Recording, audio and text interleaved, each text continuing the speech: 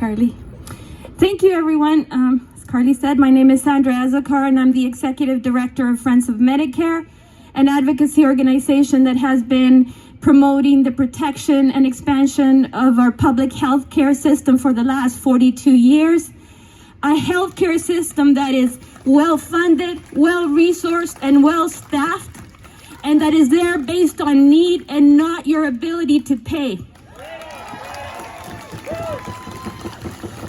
You know, for the past year and a half, you would think that we would have been focusing on trying to get through this pandemic, but we were kept very busy by this government who, through legislation, through reviews, through panels, through everything that they could do while we were all trying to survive during this pandemic, they moved to privatize and to set the stage for further privatization of our public health care.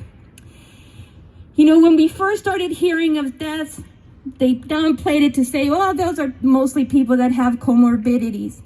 When we started seeing seniors dying in continuing care facilities, Kenny said, well, they've lived past their expectation or life expectancy in Alberta, so good to go, you know?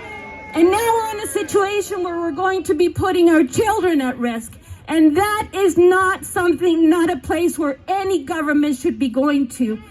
On March the 12th, we commemorated when the World Health Organization declared a international pandemic, a worldwide pandemic. We haven't heard from the World Health Organization that this pandemic is over. But you know what? Kenny has decided that it is.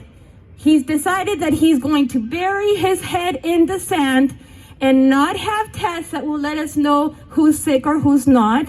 He's not going to have tracing that will allow us to identify the pockets of where the outbreaks are happening, and he's definitely not going to require that people isolate once they test positive. Those are incredibly irresponsible changes that he's making.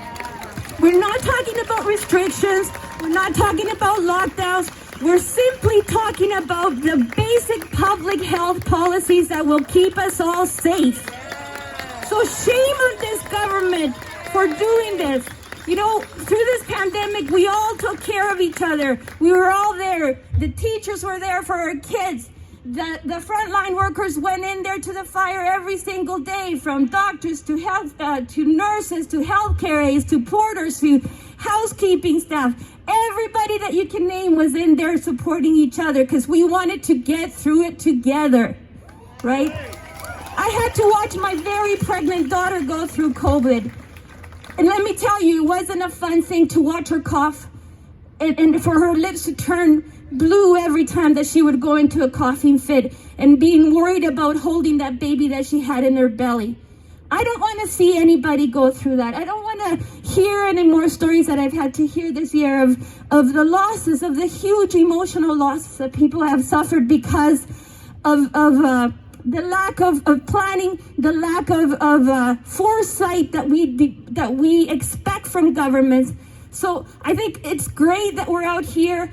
Friends of Medicare is calling this the 16 days of action. We have until August the 16th to make this government change its mind.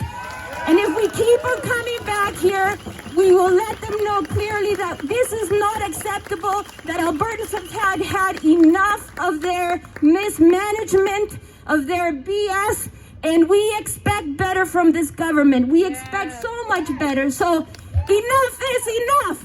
Enough is enough. Enough is enough. Enough is enough. Thank you so much.